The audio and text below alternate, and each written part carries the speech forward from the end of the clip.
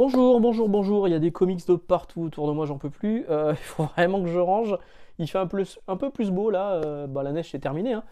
On a pris 10 degrés en une semaine, tout va bien. J'ai un camélia qui est en train de fleurir, on dirait un titre d'un film porno, un peu bizarre.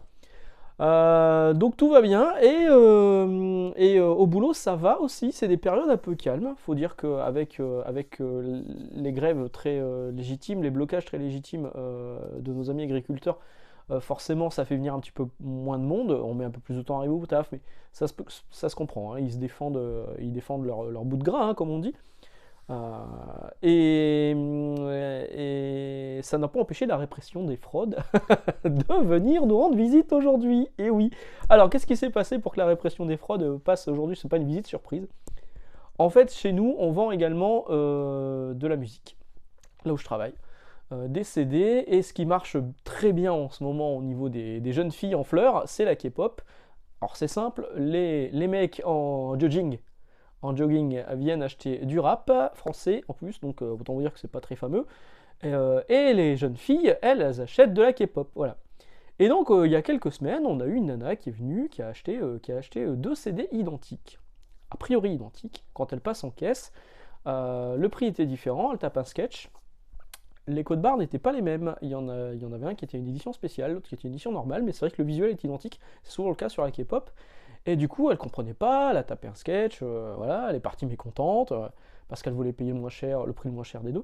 Euh, et voilà, plus rien derrière, aussi des messages sur internet pour se plaindre, pour qu'on lui réexplique effectivement que c'est comme si elle prenait un album collector d'Astérix et l'album normal, on va pas lui faire l'album collector d'Astérix au prix de l'Astérix normal. Le code barre est pas le même, la qualité est pas la même, l'intérieur est pas le même, voilà, bref. Eh ben, elle a porté plainte et elle a fait intervenir la répression des fraudes, qui est venue pour constater, qui donc a constaté qu'effectivement, bon, bah, c'est deux produits différents, c'est deux codes barres différents, mais qui du coup a fait un tour.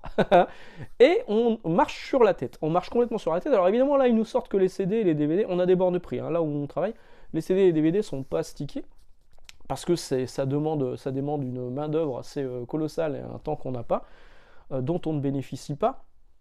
Et vous imaginez les changements de prix, les offres, machin, les trucs qui arrivent déjà stickés de notre entrepôt, mais les prix sont pas les bons, parce qu'il y a un prix promo qui démarre à tel jour, bref, je vous passe tout ça. Donc, ok, elle nous explique ça, elle nous explique que tous les CD, les vinyles, etc. doivent être stickés. Ok, super. Et après, elle nous dit, bah pareil pour les livres. Est-ce que vous connaissez une librairie où chaque bouquin il y a un prix dessus stické? Alors, il y a effectivement des bouquins où il y a un prix qui est indiqué dessus, et il y a 15 euros, machin, tout ça. Il y a d'autres bouquins où vous avez un code prix, et nous on a des bornes prix. Donc pour eux ça suffit pas, le client qui doit prendre son bouquin pour aller à la borne prix pour connaître le prix, ça va pas, il faut que ce soit affiché, donc on affiche effectivement, on a affiché tous les codes, donc un truc imbuvable, hein, vous avez déjà vu les changements de grille tarifaire, les fameuses changements de grille tarifaire de chez Panini. Bon, pas que chez Panini, hein, il y a tout le monde, hein. Donc on a affiché tous les codes prix, c'est imbitable, hein. Le mec il va être devant, il va faire ah, attends, P802, c'est 8 euros. Ok, ok. Et pareil, s'il y a un changement de prix et que le prix est indiqué directement sur. Il y a des livres, c'est directement imprimé dessus. Quand il y a un changement, on a eu le cas sur les Mortels Adèle qui ont pris 1 euro entre 2023 et la fin 2020, enfin début 2023 et fin 2023. Ça a pris 1 euro. Ce qui fait que tous les ouvrages où il y avait indiqué le truc sont partis en retour et la plupart sont partis au pilon. Donc maintenant, ils le font plus, ils mettent un code prix. Euh, c'est légal en plus, hein, ouais, un code prix c'est un indicateur de prix, voilà, donc c'est légal. Mais non, pour ces personnes-là, il fallait qu'en plus il y ait le prix qui soit indiqué, qui ait une étiquette de prix sur tous les livres, parce que juste l'affichage du code prix, c'est pas suffisant, parce que pour eux, le client ne doit pas faire l'effort d'aller chercher le prix. On est quand même dans une société d'assistés, on le sait. Euh, mais là, on marche sur la tête et on leur a dit, mais vous vous rendez compte que niveau écologique, c'est aberrant en fait, c'est aberrant de dire de sticker tous les livres avec les changements de prix. Alors en plus, le prix du livre il fixe en France, mais quand il y a des augmentations de prix, des changements de grille tarifaire, ça veut dire qu'il faut tout resticker. Et tout le magasin. Alors, je ne sais pas combien il y a de références, mais il y en a énormément. Ne serait-ce qu'en manga, il y a plus de 10 000 références. Alors, comment on fait? Comment on fait? Euh, c'est absolument n'importe quoi. Les mecs sont, encore une fois, c'est des mecs qui sont dans des bureaux et qui connaissent pas la vraie vie, sont complètement déconnectés. On leur a dit, mais allez dans n'importe quelle librairie, allez chez Auchan, allez chez Leclerc, en espace culturel, allez où vous voulez, regardez si c'est étiqueté sur les bouquins et revenez nous voir. Voilà. Voilà. On marche sur la tête. Voilà, on est quand même bien, on est quand même pas mal. Donc il y a eu ça qui s'est passé cette semaine qui m'a fait... alors ça me fait rire, mais rire jaune en fait, parce que je me dis, ils sont quand même... Ils sont à la rue, ils sont à la ramasse, et je comprends qu'en fait rien ne va dans notre pays si tous les gens prennent des décisions aussi stupides, parce que là clairement, je vois pas de solution. Je veux dire, tout étiqueter la librairie, c'est un travail monstrueux. Et en plus de ça, quand on doit tout étiqueter dans la librairie, enfin on verra. Hein. Et quand on retourne les produits chez le fournisseur, quand il y a des retours au bout de 3 mois, 2 mois, on peut retourner chez le fournisseur les invendus, il faut qu'il n'y ait aucune trace d'étiquette, il faut tout désétiqueter. Voilà, dans une période où le réchauffement climatique, machin, les économies, les trucs et tout, non, on nous demande de tout étiqueter avec des étiquettes autocollantes directement sur les bouquins, c'est débile. C'est débile, parlons comics, hein, histoire de se calmer un petit peu. Alors, cette semaine, j'ai donc pris Nice House of Elec numéro 2, vous m'avez cassé ma hype, hein. Dans les commentaires sur la vidéo de mardi, où je vous disais, c'est vrai que c'était vachement bien et tout, le tome 1, tout le monde m'a dit, enfin la plupart des gens m'ont dit, tu verras le tome 2 il est hyper décevant. Ah super. Là pour l'instant j'ai lu qu'un chapitre, ça va, je l'ai pas encore fini, j'ai pas encore eu le temps de le lire parce que j'ai énormément de choses à lire, déjà des choses que j'achète, et aussi des choses que j'achète pas et que je décide d'emprunter ou qu'on me prête pour que je puisse en parler peut-être éventuellement en vidéo. C'est le cas de ce 8 Billion Genies qui est sorti chez Panini cette semaine, que Panini nous vend comme la 7e merveille du monde, enfin peut-être la 8e merveille du monde du coup. 8 Billion Genies de Charles Soule et Ryan Brown. Bon, le dessin sans plus, je le trouve assez cher ce bouquin, il y a 8 épisodes, il est quand même à 27 ou 28 euros, mais j'ai regardé finalement par rapport à la VO, on est dans le même ordre de prix, hein, donc finalement ça passe, parce que la VO je crois qu'il est à peu près au même tarif, mais en étant en couverture souple, donc finalement ça passe. Maintenant, est-ce que c'est vraiment bien, j'en sais rien, il faut que je le lise. Mais Panini nous le vend comme une masterclass, un chef-d'œuvre, une dinguerie, tout ce que vous voulez, comme disent les jeunes. Qu'est-ce qu'ils disent maintenant aussi une dinguerie. Je sais pas comment. Maintenant, ils prononcent les C, les D, les T en tcheux. C'est débile. Donc 8 Billion Genies, c'est sorti cette semaine chez Panini. On verra si c'est vraiment si bien que ça, parce que des dingueries, cette semaine, on nous en a vendu plein. Panini nous vend celui-là comme étant le comics à avoir, le nouveau truc incontournable. Chez iComics, le truc incontournable qu'on nous annonce comme incontournable, c'est It's Lonely at the Center of the Earth de Zoe Forgood. Bon, moi je suis pas client en tout cas. Chez Urban, ce qu'on nous vend comme indispensable, c'est le truc de Libermero, Vicious Circle et l'album de Batman, les deux trucs qui sont sortis à 16 balles pour 64 pages. Moi c'est non, le Batman je l'ai feuilleté, effectivement c'est un artbook, hein, donc c'est pas pour moi. Et Vicious Circle, effectivement Bermero joue un petit peu plus avec son style, il y a son style que j'aime pas trop qui est hyper réaliste, plus un style dessiné un peu plus classique comics. Mais est-ce que vraiment j'irai dessus, j'en sais rien, en même temps 64 pages ça va se lire assez vite. Je suis pas certain de le lire. Je voulais vous parler d'autre chose. Je crois que c'est à peu près tout. Oui, il fallait que je vous parle. Alors, évidemment, c'est rare que se passe une semaine sans que je vous parle de Rob Liefeld, mais cette semaine, il y a quand même une actu. Mine de rien. Ah oui, il y a ça aussi qui est sorti, qui pour moi est la grosse sortie de cette semaine. C'est Vault of Horror. Alors, pas spécialement pour moi, mais plus pour ma femme, Margot, qui est très fan des contes de la crypte. Et donc, Vault of Horror, il y a 2 premiers tomes qui sont sortis chez Aquileos. C'est cher, hein. C'est 30 balles le volume, c'est quand même pas donné. Vous voyez, là, par exemple, là, le prix, il est indiqué à 29 €, donc il n'y a pas besoin de le sticker, celui-ci. C'est du noir et blanc, maintenant, c'est quand même assez culte. Bon, je les ai achetés, je les offre à Margot, il n'y a pas de problème, mais je trouve ça quand même assez cher, même si la qualité d'édition, la couverture, elle est plutôt cool, les illustrations de couverture sont inédites, c'est Noirel 2023, vous voyez, elles sont vraiment classe. Donc pour moi, bon, le gros craquage de la semaine, ça a clairement été celui-ci. Et j'aurais pu éventuellement craquer donc pour le nouveau titre de Rob Liefeld qui a été annoncé par Rob Liefeld par surprise. Il voulait même pas montrer de page. D'ailleurs, il n'y a pas de page qui ont fuité pour l'instant. Il y avait juste une couverture noire avec des taches de sang dessus. Ça s'appelle Last Blood. C'est pas publié par Image Comics, c'est de l'autopublication. Pour l'acheter, vous ne pouviez l'acheter qu'en étant présent sur le live qu'il donnait sur Whatnot. Je connaissais même pas le site. Et ils vendaient ça donc une couverture normale, donc celle noire avec les taches de sang, une couverture normale signée et non signée, une couverture variante où il y a une illustration dont la pose est exactement la même que l'illustration qu'il a fait sur Thundercats. Hein. Il s'est quand même pas fait chier, mais bon, on le connaît, c'est Rob.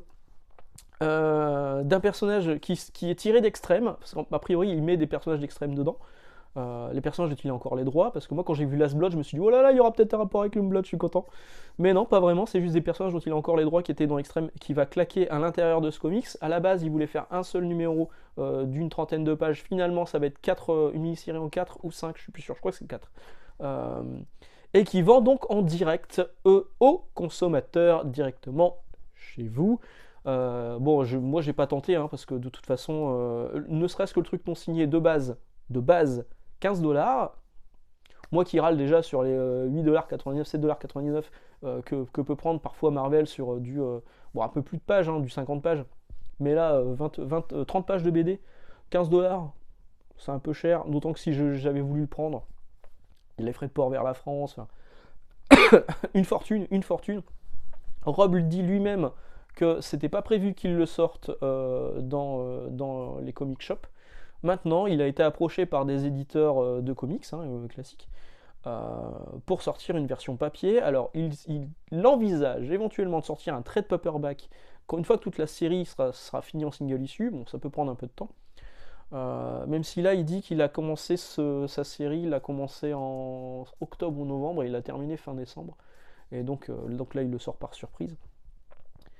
Et donc moi j'étais prêt à le prendre en single issue s'il avait été disponible facilement, mais là c'est pas le cas. J'attendrai le trade paperback s'il y a vraiment un trade paperback qui sort. Mais bon, c'est pas cool. c'est pas cool pour les comic shops. Alors lui, par contre, il se fait une marge de ouf. Hein. C'est sûr. Mais est-ce que c'est vraiment surprenant du punk du game? Je suis pas certain. Moi j'ai envie de le lire, hein, ce truc-là. J'ai envie de le lire. Mais pour l'instant, j'ai pas possibilité de le lire. Ou alors, il faut que je l'achète sur eBay à des mecs qui le vendent déjà beaucoup trop cher. Voilà, sacré Rob. Ah là là, quel bel homme. Sinon, qu'est-ce qui est sorti cette semaine chez Urban? Ah bah dis donc, ça y est, c'est sorti les Dawn of. Ça démarre cette semaine avec Dawn of Superman et Dawn of Justice Society of America. Vous avez la possibilité... Donc là, il y a Justice Society of America. Tout est scénarisé par Todd Knock. Dessiné par Michael Ranin et tout est scénarisé par Geoff Johns, pardon, dessiné par Michael Ranin et dessiné par Michael Ranin, je vais y arriver, et par Todd Knock en dessinateur principal. J'aime beaucoup Todd Knock. Hein. Todd Knock, vous le retrouvez en plus dans Invincible Universe, là, Guarding the Globe. Enfin, c'est un artiste qui moi me plaît énormément, qui a pas un statut de superstar, mais qui est toujours hyper efficace et dont le trait me plaît beaucoup. Donc je suis content de le lire. Celui-ci, tout est scénarisé par Geoff Johns. C'est à la fois la suite de... Enfin, c'est ce qui est dit derrière, moi je ne l'ai pas encore lu. Hein. C'est ce qui est dit par Urban. C'est à la fois la suite de ce qu'il avait fait sur la Justice Society of America, Geoff Johns, il y a quelques années. Et c'est aussi la suite du Badge, Batman le Badge avec Flash, le crossover, Doomsday Clock, Flashpoint Beyond. Voilà, donc je sais pas quoi en penser, je sais pas si ça pourrait me motiver à vraiment craquer dessus. Bon là je vais le lire, on verra bien ce que ça va donner. Il y a des pages qui me plaisent hein, quand même. Mais bon, c'est quand même 30 balles, hein, mine de rien. À l'intérieur, donc il y a, c'est ça que je devais vous dire. Donc il y a Stargirl Spring Break Special, Stargirl The Lost Children, 6 épisodes, The New Golden Age 1, un seul épisode, Justice Society of America, 1 à 3. Tout est lié. Tout est cohérent parce que c'est toujours le même scénariste. Donc là, c'est plutôt cohérent au niveau de Dawn Justice of Society of America. Mais par contre, sur Dawn of Superman, c'est pas les mêmes scénaristes tout le temps. Donc ça, c'est un peu chiant. Celui-là, c'est mon frère qui va donc les continuer. 30€ aussi celui-ci. Les prochains Dawn of, ça va être... ou 35 celui-ci. C'est peut-être 35 celui-ci. 352 pages, c'est possible que ce soit 35. Ça, je crois que c'est 35. Et les prochains Dawn-of, c'est Shazam. Je vais peut-être craquer, est-ce que c'est Mark Waid et Dan Mora. Et Dawn of Titans, que je prendrai peut-être parce que c'est Tom Taylor, et que Tom Taylor me régale sur Nightwing, donc peut-être que, comme Nightwing en plus fait partie des Titans, peut-être que c'est bien également, et cela sera un 30 balles. Donc Superman, à l'intérieur, vous avez Superman 1 à 5, Night Terrors, Superman 1 et 2, Superman Annual 1, Action Comics 1051 à 1056. Au niveau des auteurs, on a donc Joshua Williamson, Philip Kennedy Johnson, et au dessin, une flopée de dessinateurs, Mahmoud Asrar, Jamal Campbell, Rafa Sandoval, Tom Reilly, enfin, il y a plein de monde. Et là, au niveau de la cohérence des séries, c'est deux séries différentes, qui sont pas vraiment interconnectées, vu que c'est pas le même scénariste. Bon, je sais pas trop quoi en penser. Bon, si vous êtes fan de Superman, ça peut le faire, mais... Alors, donc, il y a effectivement ces albums qui sont sortis cette semaine. Vous pouvez vous rendre dans votre librairie pour choper des marque-pages. Dawn of Superman, Dawn of Titans, qui est là, Dawn of Justice Society of America, ou encore Dawn of Shazam, avec à l'arrière des petits rappels pour vous indiquer quand est-ce que ça sort, un petit QR code qu'on voit là pour le podcast, le nouveau podcast dont on a parlé la semaine dernière, et le guide complet de Dawn of machin. Donc il y a ça, et il y a aussi des pins que j'ai pas reçus au boulot. Je les aurais bien arborés là aujourd'hui. 4 pins, un pins de Superman, un pins de Stargirl, un pins de Nightwing, et le dernier, je ne sais plus. C'est pas Shazam? Je crois que c'est Shazam. Bref, ces pins, vous les avez déjà là à Angoulême, si vous êtes à Angoulême en ce moment. Bon, moi, je ne vais pas à Angoulême, hein, ça m'intéresse pas. Vraiment, ça ne m'intéresse pas du tout, en fait, d'aller Alors si, rencontrer des gens, c'est cool. Mais non. Enfin, le truc, c'est... moi, j'ai l'impression que c'est cet épisode de South Park où les mecs... pètent dans un verre et respirent leur propre paix. Quelle fumée. J'ai un peu l'impression que c'est ça Angoulême. Vraiment, ça ne m'attire pas, mais alors du tout. Et donc vous ne me verrez pas Angoulême. Ni cette année, ni jamais, je pense. Hein. Alors, pour finir cette vidéo, une petite surprise qui m'a été envoyée par Jean. Le camarade Jean. Mister No, aussi connu sous le nom de Mister No, qui m'a dit, j'ai un cadeau pour toi, je te l'envoie. J'ai fait, je ne mérite pas de cadeau. Et il m'a dit, je te l'envoie quand même. Ok, très bien. Et il m'envoie ça avec un Deadpool dessiné de sa main. C'est écrit à ouvrir en vidéo. Vous pourrez le constater, je l'ai déjà ouvert. Donc je vais feindre la surprise. Je vais feigner. Je ne sais même plus parler français, c'est quand même terrible. Je vais faire le mec surpris, Actor Studio. Attention, qu'est-ce que c'est? Incroyable. Alors en fait je savais déjà ce que c'était parce que Jean a craqué me l'a dit également. A priori il a fait ça chez Bulle en stock. C'est où Bulle en stock? À Amiens je crois. C'est donc la couverture, la première couverture de Kibar, qui est un dessinateur français qui travaille maintenant pour Todd McFarlane, qui fait d'autres couvertures, etc. Sur Spawn 340, c'est sa première couverture qui a été imprimée. Voilà, donc déjà c'est hyper cool. C'est écrit pour Max Faraday, c'est donc la seule dédicace que j'ai à mon nom d'acteur, à mon nom de scène, à mon nom, pas mon nom d'esclave du coup. Et en plus de ça, regardez qu'est-ce qu'il y a là. Ah, c'est incroyable. J'ai vu ça, j'ai fait, oh, putain, c'est fou, c'est génial parce que c'est Spider-Man avec la cape de Spawn. Alors, là, on peut pas me faire plus que ça. Si, il aurait fallu ajouter peut-être des oreilles de Batman et on était parfait. Mais c'est incroyable. Donc c'est un dessin de Kibar original sur une couverture, la première couverture imprimée de Kibar, et pour Max Faraday. Et je dis à Jean, mais t'es fou de faire ça. Pourquoi tu fais ça? Et il me dit, Kibar est un ami. Bon. Ok, parce que je m'imaginais Jean en train de faire la queue pendant des plombes pour faire une dédicace à Moura. Mais ne faites pas ça. Hein. Ne faites pas ça. Je vous aime bien, mais quand même, on se connaît à peine. Je ne suis pas un homme facile. Mais là, incroyable. Kibar, alors moi je le connais peu, j'avais vu passer effectivement les couvertures que je trouvais vraiment classe. Mais alors là, Kibar, si tu peux faire du travail en comics sur de l'intérieur, mais je suis carrément preneur, quoi. Je trouve ça hyper beau, et ce sera avec plaisir que je pourrai croiser un jour Jean et Kibar, parce que moi, il m'a rincé. Hein. C'est incroyable. C'est magnifique. Et encore une fois, je ne mérite pas ce genre d'attention de votre part, parce qu'en vrai, je suis un salaud. Merci beaucoup, Jean. Reconnaissance éternelle. Je vous laisse là. Excellente journée, excellente lecture. Et on va se retrouver mardi. Ciao.